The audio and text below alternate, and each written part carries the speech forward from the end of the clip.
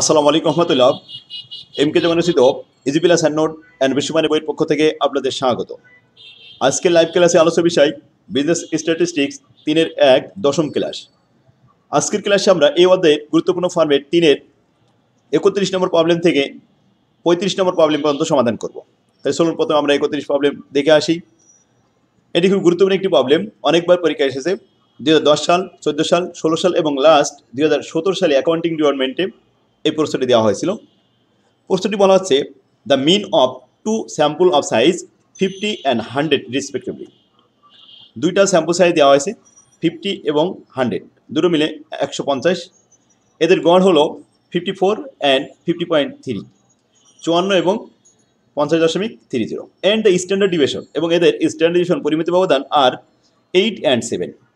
Open the standard division of the sample of size 150 open by combining the two sample.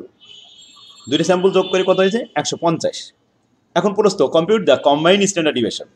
Standard division C তৈরি করতে হবে। Combine standard division C তৈরি করতে গেলে আমাদের যে সূত্র, চলুন আমরা উত্তরপত্রে চলে যাই। সলিউশন লিখলাম উত্তরপত্রে।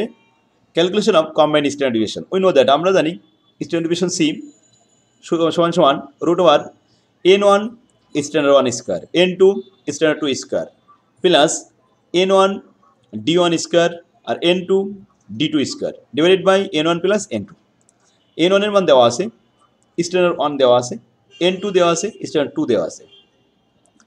n1 দেওয়া আছে, d1 দেওয়া নেই, এটা বের করতে হবে। আবার d2 দেওয়া নেই, এটা বের করতে হবে।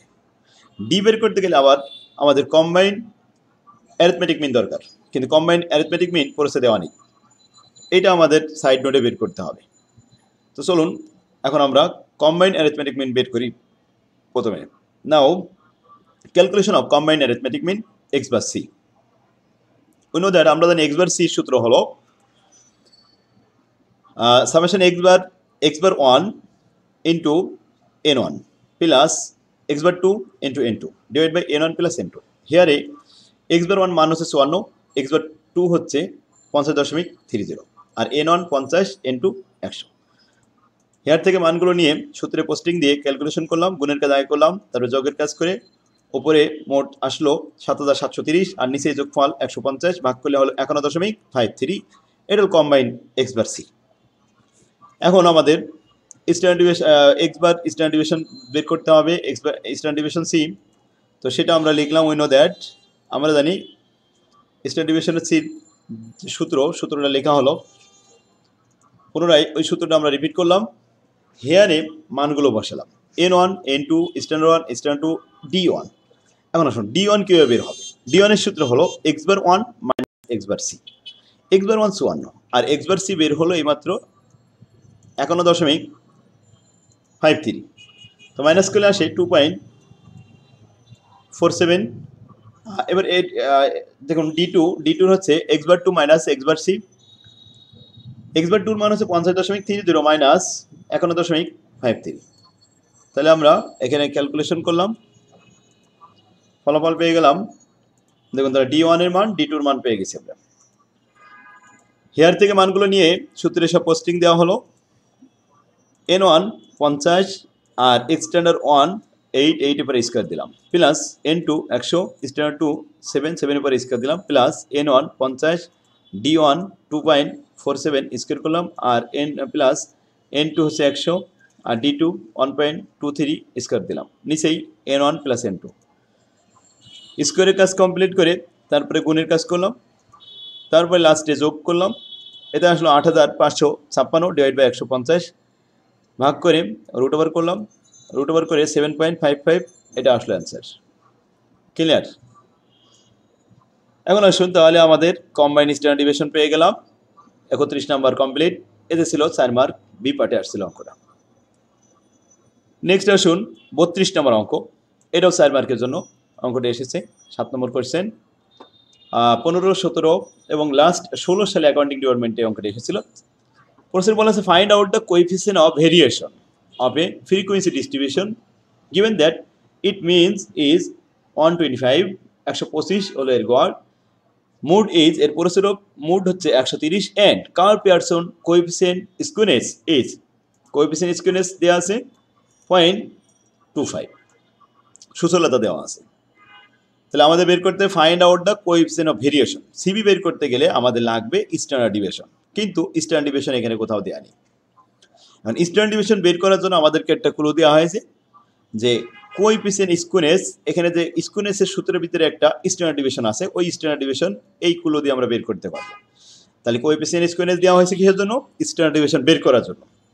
তারপরে আমরা সিবি তৈরি করতে পারবো।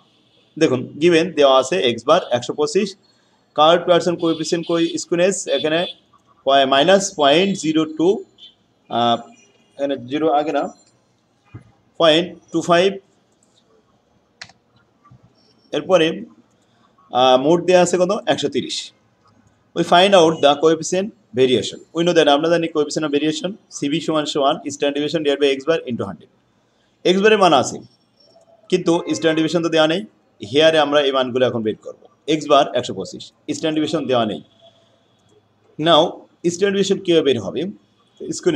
স্কুনের সূত্র হলো এক্স বার মাইনাস মোট ডিভাইড বাই স্ট্যান্ডার্ড ডিভিয়েশন। স্কুনেসের মান -0.25 আর এক্স বার 125, মোট 130 আর স্ট্যান্ডার্ড ডিভিয়েশন দেওয়া নেই, এটা আমরা লিখে রাখলাম। এবার উপরে বিয়োগ করলে থাকে কত? 125 থেকে 130 বাদ দিলে -5 থাকবে। আর এদিকে আমাদের -0.25, এটা এই পাশে 8 গুণন করলাম, গুণন করে নিচে নিয়ে গেলাম, উপরে মাইনাস নিচে মাইনাস উঠে গেল। এবার 5কে 0.25 দ্বারা ভাগ করলে 20, অর্থাৎ স্ট্যান্ডার্ড ডিভিয়েশন হলো 20। এই স্ট্যান্ডার্ড ডিভিয়েশন আমরা এখন মানটা বসালাম, 20 ডিভাইডেড বাই 125 ভাগ, এবার ভাগ করে 100 দিয়ে গুণ করলাম, এটা 16%। সিবি হলো 16%। এটা হলো 32 নম্বর। 33 নম্বরে আসুন, calculate the standard deviation from the following data. Standard deviation বের করতে হবে, যেটা পরীক্ষায় এসেছে 17 সাল এবং 18 সাল। মার্কেটিং ডিপার্টমেন্ট 18 সাল, অ্যাকাউন্টিং ডিপার্টমেন্ট 17 সাল। শুধুমাত্র ক্যালকুলেট দ্য স্ট্যান্ডার্ড ডিভিয়েশন বের করতে হবে। ওয়েজেস এবং নাম্বার অফ ওয়ার্কস, এখানে ওয়ার্কার্স দেওয়া আছে। ওয়েজেস 100, এরকম ওয়ার্কার পাইছে 100 করে মজুরি পাই 5 জন, 105 টাকা করে পাই 7 জন, 110 টাকা করে পাই 8 জন, 115 টাকা পাই 10 জন, 120 টাকা পেয়েছে 15 জন, 125 টাকা পাই 9 জন, 130 টাকা পাই 6 জন এবং 135 টাকা পাই 3 জন। ইনফরমেশনগুলো পড়লাম। শুধু স্ট্যান্ডার্ড ডিভিয়েশন তৈরি করতে হবে। এক্স এর মান এফ এর মান লিখে যোগ করলাম এন এর মান 63। উই নো দ্যাট, যেহেতু এটা ডিসক্রিট সিরিজ, তাই স্ট্যান্ডার্ড ডিভিয়েশনের সূত্র হলো √সামেশন f d square by n minus f d by n whole square. হেয়ারে এন এর মান লিখলাম, এফ ডি এবং এফ ডি স্কোয়ার লিখলাম। এখন আসুন এফ ডি পাবো কোথায়? তাহলে প্রথমে আমরা ডি বের করবো। ডির মানের সাথে এবার এফ গুণ করবো। ডির মানের সাথে এফ গুণ করলে এফ ডি হবে, আর ডিকে স্কোয়ার করে নিলাম, ডি স্কোয়ারের সাথে এফ গুণ করলে এফ ডি স্কোয়ার হবে। ক্লিয়ার? এফ ডি স্কোয়ার মান 8725 আর এফ ডির মান হচ্ছে 445। এখন আমরা মানগুলো সব সূত্রে বসিয়ে ক্যালকুলেশন করলাম, তো 9.413 এটা হলো অ্যান্সার। ক্লিয়ার? 34 নম্বরের অঙ্কে চলে আসুন। প্রশ্নটি 10 মার্কের জন্য এসেছিল। এটা 10 সাল, 14 সাল, 16 সাল এবং লাস্ট ফাইন্যান্স অ্যান্ড ব্যাংকিং ডিপার্টমেন্টে 17 সালে এসেছে অঙ্কটা। 10 মার্কের 12 নম্বর কোয়েশ্চেন ছিল। The annual income of the 5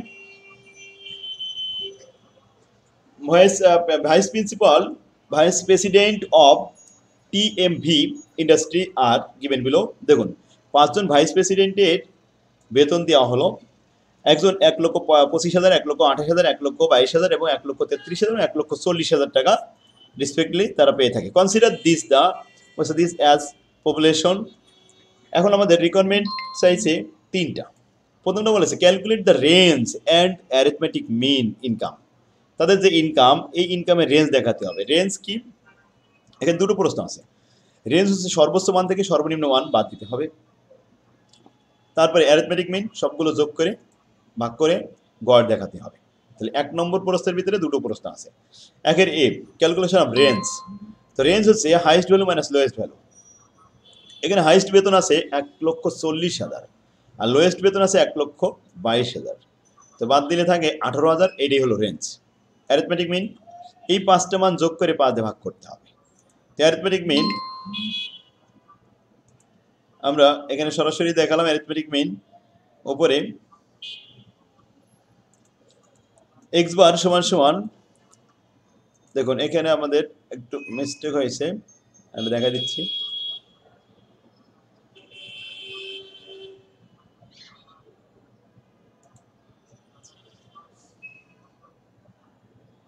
summation দিয়ে দিলাম।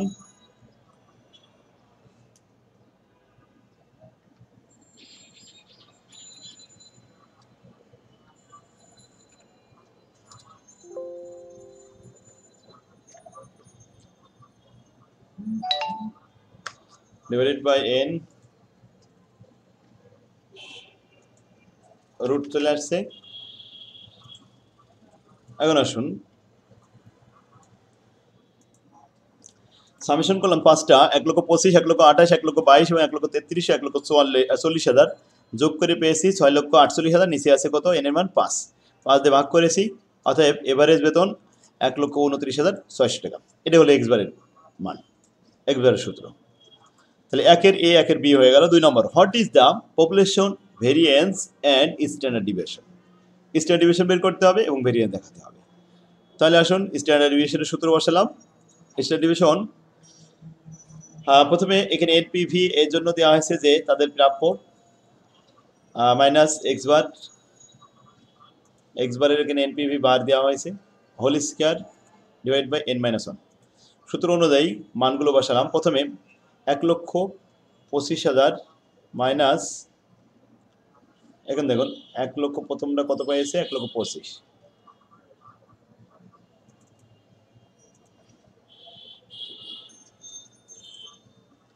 1,25,000। এরপর minus 1,29,600 whole square, plus 1,28,000 minus 1,29,600 whole square, 1,22,000 minus 1,29,600 whole square, plus 1,33,000 minus 1,29,600 whole square, এরপর 1,40,000 minus 1,29,600 whole square divide by 5-1। দেখুন এখানে আমাদের যে বার বের করা হয়েছে 1 নম্বরে এক্স বার, এই এক্স বারের মান কত ছিল? 1,29,600। এটা সবার থেকে মাইনাস হবে, তাহলে কয়টা মান আছে? 5টা। তো 5টার থেকে 5 বার মাইনাস হয়েছে এবং নিচেই n-1, 5-1, তার মানে 4 দিয়ে ভাগ হবে। এখন উপরে সবগুলো মাইনাস করে স্কোয়ার করে তারপরে ফলাফল যোগ করে সাইড দিয়ে ভাগ করলাম, রুট করলাম। তো এখানে আসলো 8,249.24। এটাই হলো স্ট্যান্ডার্ড ডিভিয়েশন। এটাকে আমরা সিবি বলবো। এখন সিবি বের করলে coefficient of variation standard deviation divide by NPV bar. Standard deviation আমাদের বেড়েছে 8,249.24 ডিভাইড বাই এনপিভি বার হচ্ছে 1,29,600 ইন্টু 100, 6.365%। এটা অ্যান্সার, সিবি বের হলো। 3 নম্বরে আসো। 3 নম্বরে the annual income of officer of the another firm similar to TMV Industries were also studied.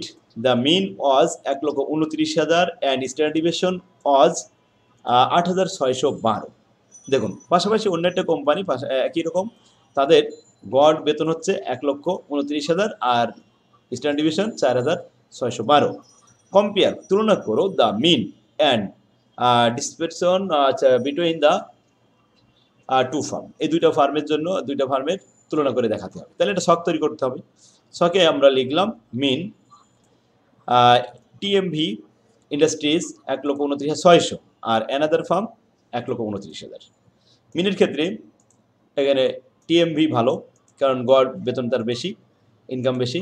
Standard deviation 8,249.24 R another কোম্পানিতে 8,612.00। তাহলে 8,600 ব্যবধান বেশি, এটা বেশি ভালো না, সেক্ষেত্রে টিএমভি এটা বেটার। লেখা হলো TMV industry is better than another farm. অন্য ফার্মের থেকে টিএমভি দুই দিক থেকে ভালো, গড়ের দিক থেকেও ভালো, আবার স্ট্যান্ডার্ড ডিভিয়েশনের দিক থেকেও ভালো। Because their mean is greater and standard deviation is lower than any other industries. Clear?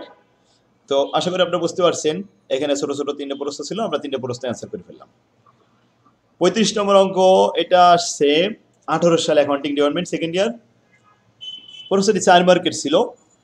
বলা হচ্ছে for a set of 10 observation, 10টা অবজারভেশনের the sum of the division from 200 is 91 and the sum of square. দেখুন sum মানে যোগফল হচ্ছে 200 আইটেমের যোগফল আছে 91 and the sum of the square, আর স্কোয়ার মানে বর্গ হচ্ছে এই ডিস্ট্রিবিউশনের 16,223।